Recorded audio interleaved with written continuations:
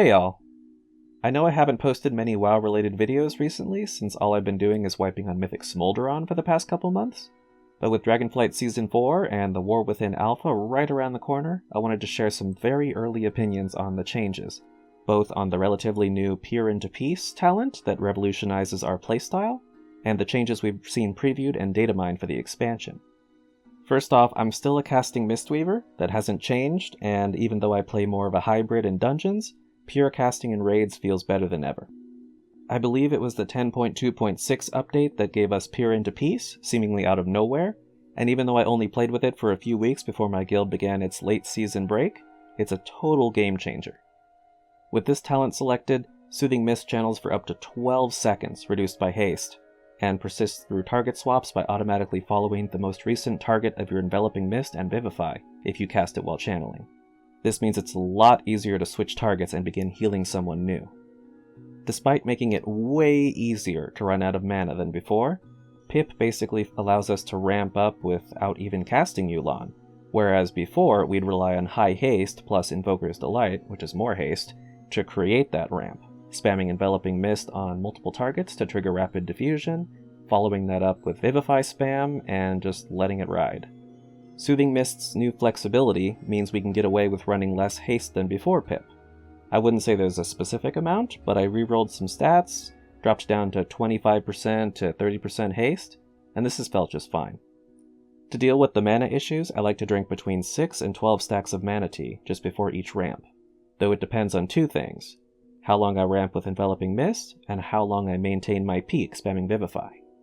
If I'm in a situation where everything's getting healed up extremely fast and most of our healing is overhealing, I'll plan for a much shorter peak, or sometimes no peak at all, and I'll just keep spamming Enveloping Mist, whether it's made cheap by Yu'lon or not, so that the healing inherited through Tear of Mourning just takes care of what's left through smart healing.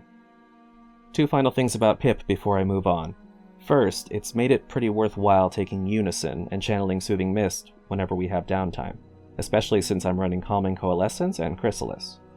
Second, I know a lot of Mistweavers have dropped Essence Font from the rotation entirely since it's not worth the cost now that we have access to our healing ramp at all times, so I've done the same. Another reason I did this is because we appear to be losing Essence Font in the War Within, though it appears to be returning in a different form through the Conduit of the Celestials hero talents. More on that shortly. Now the part I really want to talk about: casting Mistweavers in the War Within. I want to start by saying that I really like the look of the Conduit of the Celestials tree. It's really fantasy driven, and I think it has huge implications for our gameplay. However, I won't be talking about Master of Harmony, which is the other tree, because frankly it looks really boring for a casting Mistweaver, a little more geared towards Fistweaver, and it just seems a little too simple to need an explanation. But I will still include links to that information in the description. I want to start by quickly breaking down each part of the Celestials tree that matters to us casters. We're given Celestial Conduit, which is basically a roided out version of Essence Font. The developer's note mentions the channel doesn't break to using defensive, utility, or movement spells, which is a nice touch, though I'm interested to see exactly what does and doesn't count as movement and utility. Temple Training is just a 10% buff to 2 major spells, nice. Heart of the Jade Serpent rewards us for every 8 stacks of Shaloon's Gift spent by giving us 8 seconds of increased cooldown rates on some of our spells. This might be something to play around in regards to Renewing Mist and Thunder Focus Tea, since you might want to have both these spells already on cooldown just before you proc the talent to get the full benefit. Niu Zhao's Protection and Jade Sanctuary are just a bit of added defensiveness on a choice node, nothing special. Courage of the White Tiger gives Vivify a chance to summon Swen, who claws an enemy once, and then heals someone for 200% of the damage that it deals. This procs more during Yu'lon, but we don't really know how much, or the exact details of how this works. For example, is the 15% chance to occur attached to every instance of cleave healing from Vivify, or just from the action of casting Vivify? Things to think about. Strength of the Black Ox adds another positive to the Zwen proc, though I hope it's not consumed by instant casts while we're channeling Soothing Mist. And the absorbs from the second half of this talent are a nice touch, but it's not 100% clear if the absorbs are triggered by the Zwen proc, or by casting Enveloping Mist with the cast time proc. Chi-Chi's Swiftness is, it's a bit of speed during our major cooldown that we get for free.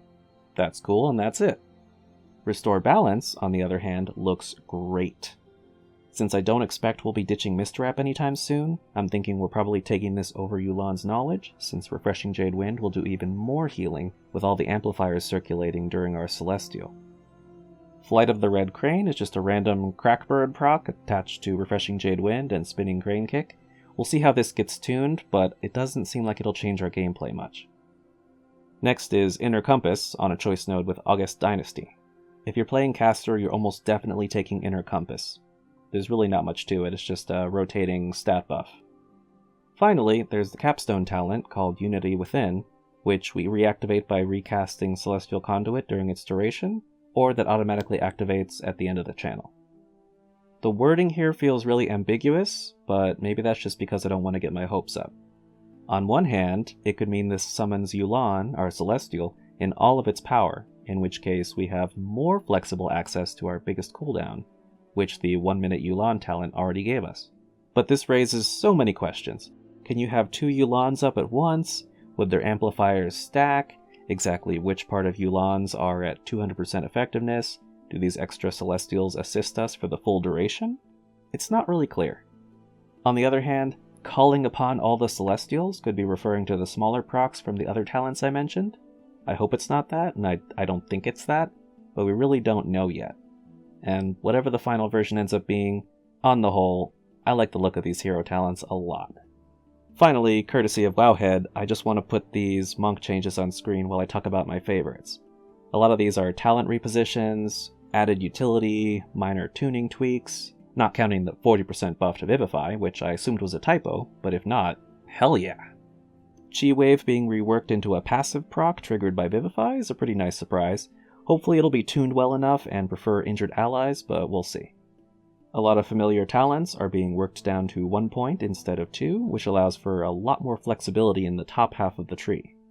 I like that we'll be able to talent into an Enraged Dispel, though it might be frustrating having to decide whether to use Paralysis as an Enraged Dispel or save it as a backup interrupt, particularly in Mythic Plus where a lot of things happen within a small time frame. Talenting into Linked Spirits is going to feel really nice for players who don't like to constantly replace their Transcendence Spirit, or who just forget, but there's a lot of room for error if you choose your link partner unwisely. I'm talking about if you link with someone who's constantly too close to the action, someone who's constantly too far from you, or who's constantly in a dangerous spot that they shouldn't be, like in front of a boss. Lastly, there's Lighter Than Air, which I don't want to get my hopes too high about. Based on the wording, it sounds like a conditional double jump that automatically goes into a forward dash, Fell Rush style like Demon Hunters. I don't know a lot of situations where I'd imagine using this in endgame content, but it sounds really nice for traversal, if that's how it works. And that's it. Sorry if this was a bit long, considering all this is based on a preview of what we're going to see in an alpha of the War Within, but I'm just really excited about playing Casting Mistweaver going forward. I've added links to articles and resources if you want to check these out for yourself, mostly from Wowhead. Otherwise, the public alpha is supposed to start tomorrow, for those lucky enough to get in, after which we'll be able to see some of these changes firsthand in one way or another. Anyways, I hope you found all this as exciting as I did. I've had a few requests over the past couple months for another Mistweaver video, but I didn't really have much to say until now. So I hope this is enough. As always, thanks so much for watching, and have a good one.